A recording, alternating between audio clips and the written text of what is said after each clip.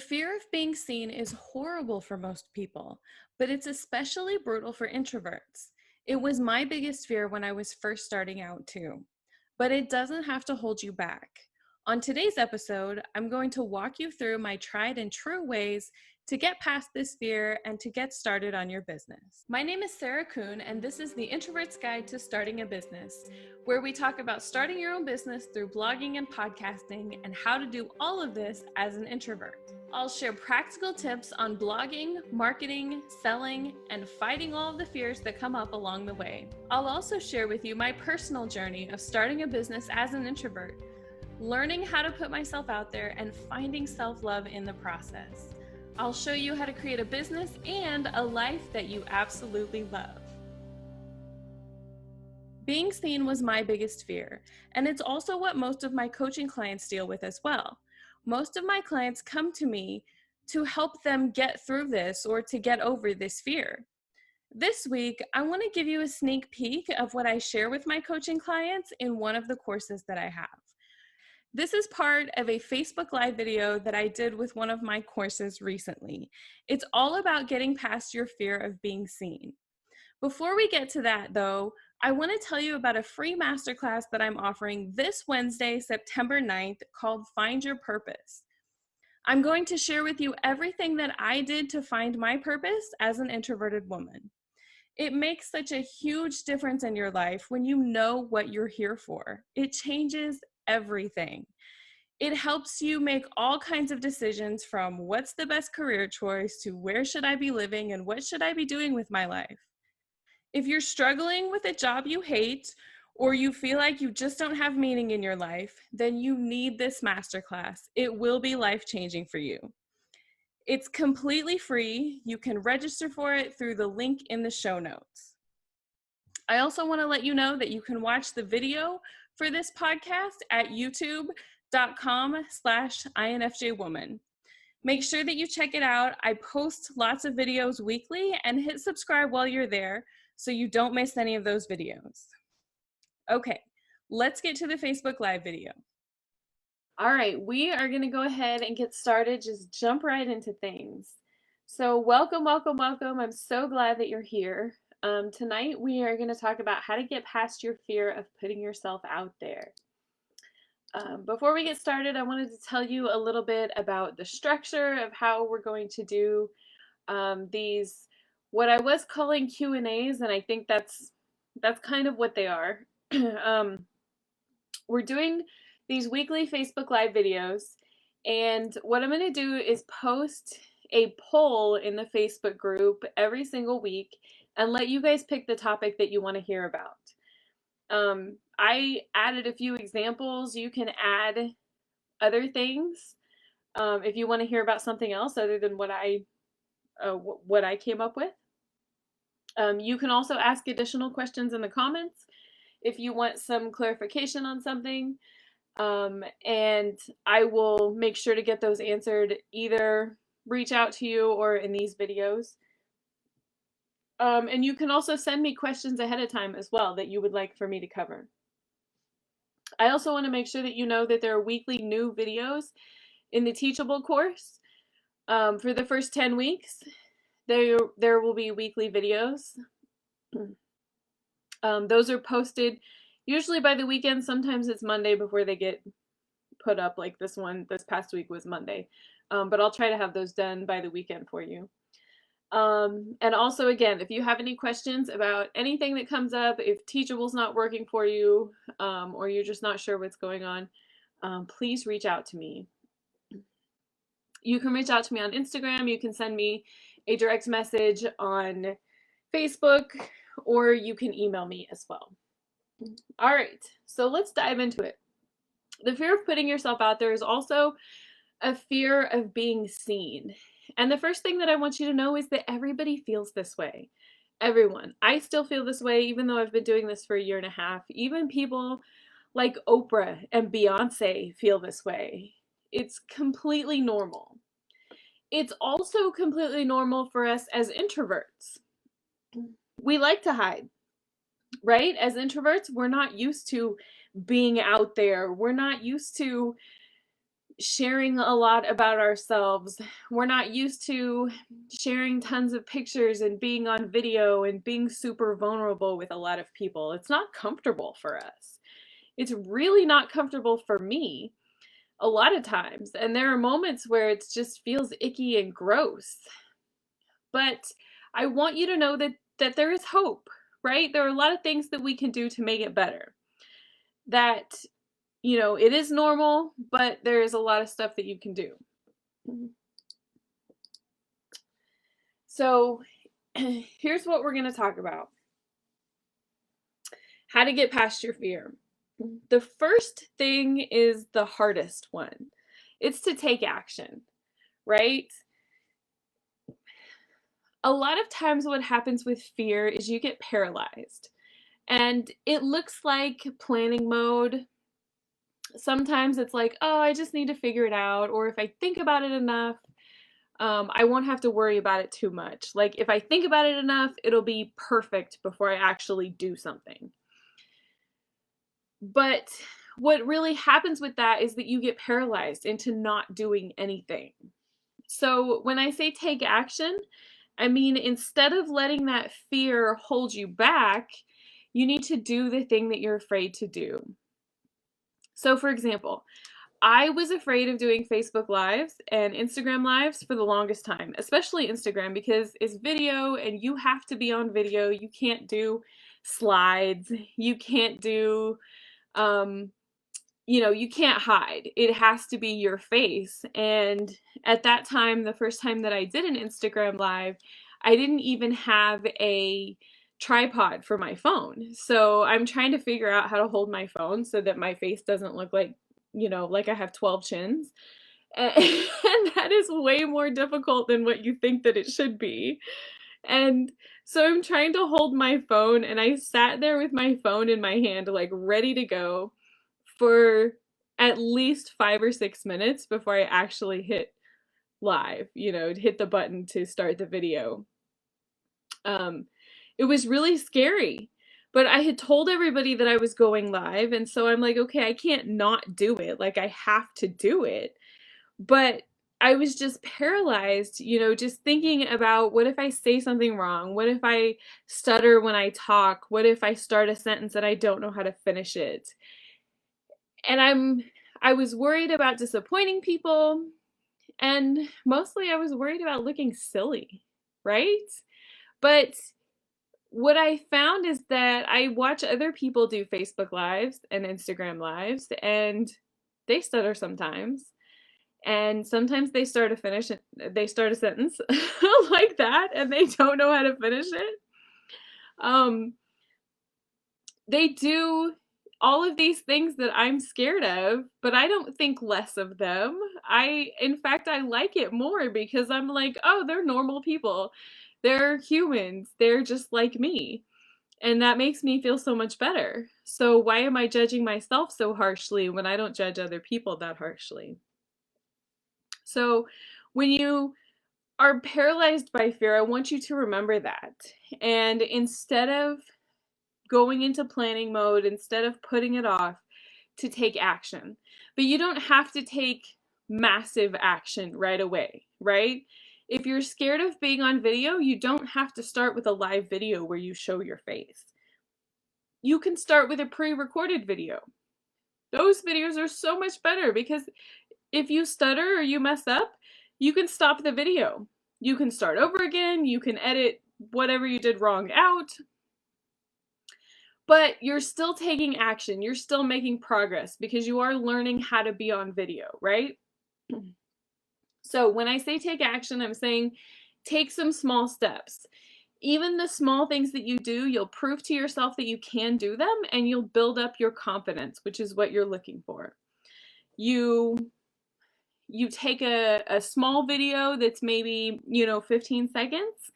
And if you start with Instagram stories, that's perfect because it's 15 seconds. It's not live, so you can record it, and if you don't like it, you can start over again. And then you move up to something bigger, and then something bigger after that. So it's just those small steps to build your confidence. The next thing that I want you to do is to schedule it into your calendar. So whatever this fear is holding you back from doing, I want you to schedule doing this thing into your calendar. So it could be starting your blog, right? I am changing the direction of my blog. I'm going to focus a lot more on introverts starting businesses.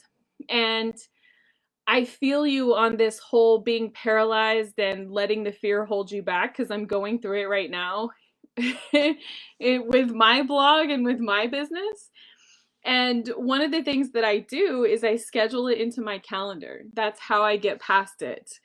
I say, okay, listen, I'm going to post a new blog post every single Sunday. And sometimes I wait until Sunday to write the blog post, because I think about it all week and I'm like, ooh, I don't know what to write. I don't know how to do this. But then Sunday comes around and I'm like, you know what? It's time to do it. So let's get started. And whether I'm inspired or not, I'm going to sit down and start writing. What's surprising to me about that process is it used to take a bit for me to get inspired. Like I would have to wait until I was inspired in order to be able to write. But once I started scheduling it into my calendar every single week, I found that I didn't have to wait to be inspired. That at the scheduled time, I was more inspired. I was ready to write because I was looking forward to it all week. So make sure that this thing that you're afraid of, if you schedule some time for it, you tell yourself, you know what, it has to be done by this time. I would also encourage you to do it every single week. So if you're talking about writing a blog post, the more that you get into the habit of doing it, the easier it will be for you.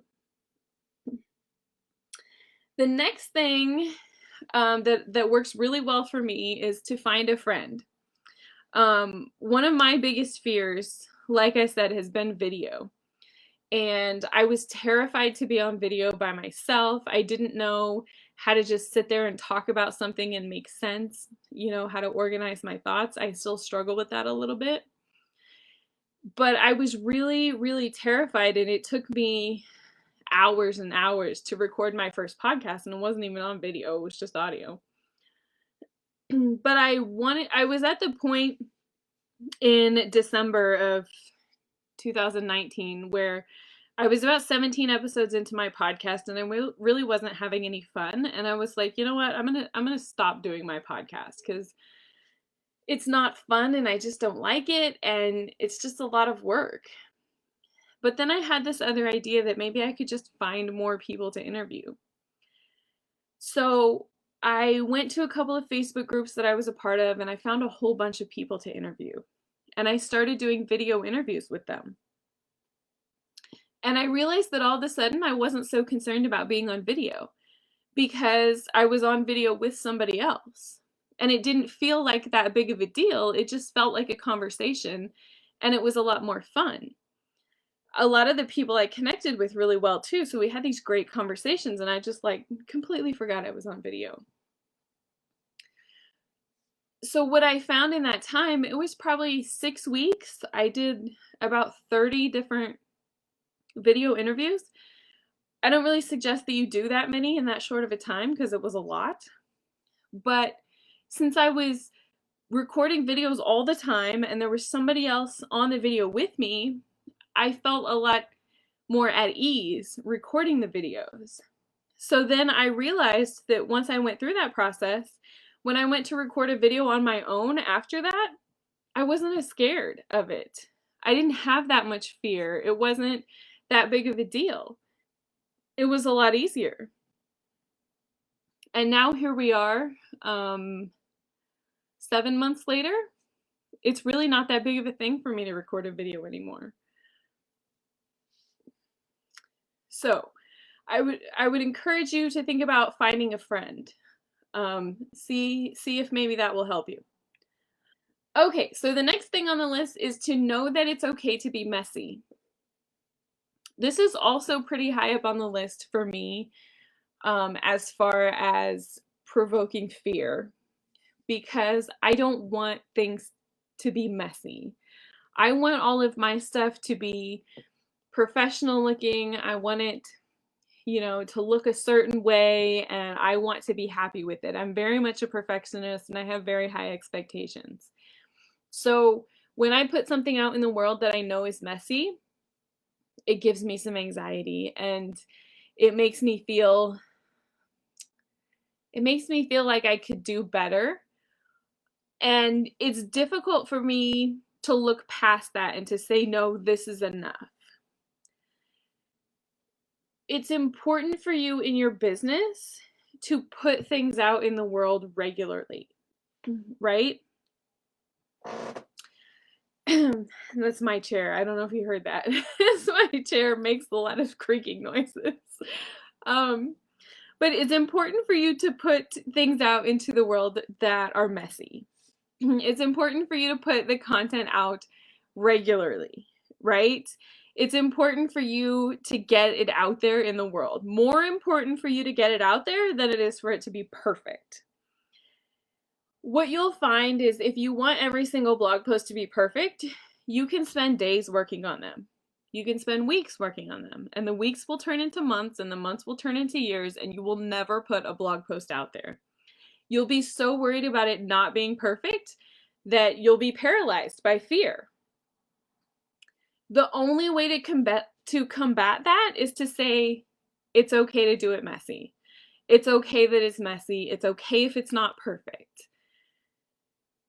And that's really, really a good thing, because a lot of times what you think of as messy really isn't that messy. And it's also good because your messiness is going to be a part of the message that you have to share with the world, right? Your raw vulnerability is going to help somebody else. And that's what you want, right? I'll give you an example of this too. I'm not a professional writer. I say this a lot. My blog posts are very conversational style. I write pretty much how I talk. And what happens is I'm not very good at spelling. The punctuation is usually terrible. Most of the time there aren't really complete sentences. And to me, I look at it and it just kind of looks like a mess. Because I read some other people's blog posts and they're like perfect. They have great spelling and punctuation, all their sentences look really nice. They have their pictures placed perfectly. And I feel kind of intimidated by those things. But when I read those blog posts, I notice more how perfect everything is than I do the message that's behind it. Some of my favorite people who write blog posts write the same way that I do. They write very conversational style, pretty messy. It's not perfect, but the message behind, the message in their blog post, what they're actually saying, is so much better. So the point is, if you're not perfect, it's okay. It's okay to be messy. It's okay to put yourself out there in that kind of way. As long as you're putting yourself out there consistently, you don't have to be perfect all the time, right? And this leads right into the next thing, which is you don't have to be impressive. We spend so much of our lives trying to be impressive. I read this book not too long ago by this lady named Byron Katie, and this is one of the best things that I got out of it.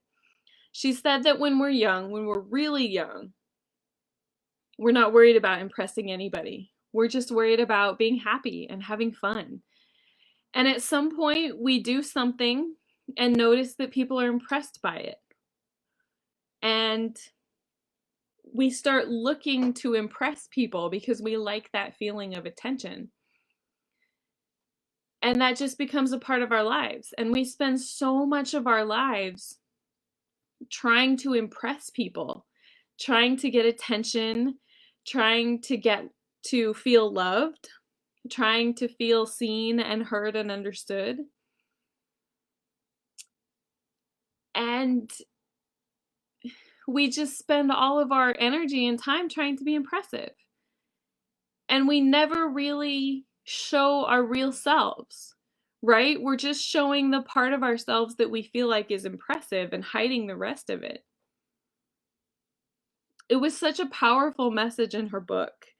And it really was an awakening for me of, why am I trying to impress people? Because, I do the same thing. That's why I want my blog post to be perfect. That's why I'm concerned about whether or not I'm spelling words correctly, is because I think that I have to spell words correctly to be impressive, right? I think that I have to have the perfect pictures to be impressive. But that's not really true. I don't need to impress anybody. And you don't need to be impressive either. It's completely fine if you're just normal and ordinary. You don't have to strive to impress anybody. The whole reason that we're trying to be impressive is because we feel like we have to be that in order to gain attention, in order to be loved, because that's what all of it comes down to, right? Is being loved. But what's important to realize is that you're worthy of love even if you're not perfect. You're worthy just because you exist, just because you're here. You don't need to be impressive. You don't need to be perfect. When you know that, when you understand that and you really believe it, you can set down all of that fear. And you can say, you know what? It's okay that my logo isn't great. It's okay that my website is only half done, or maybe not even half done, like mine. It's okay that everything is a mess. It's perfectly fine. People will connect with you through that mess. As long as the message that you're sharing is good, as long as the information is good, that's all that matters. That's all that matters. Oh, I had more slides and I totally forgot about them. So yeah, people will connect with you through your messiness. It's completely fine if you're just normal and ordinary. You do have to decide that the fear of not being perfect,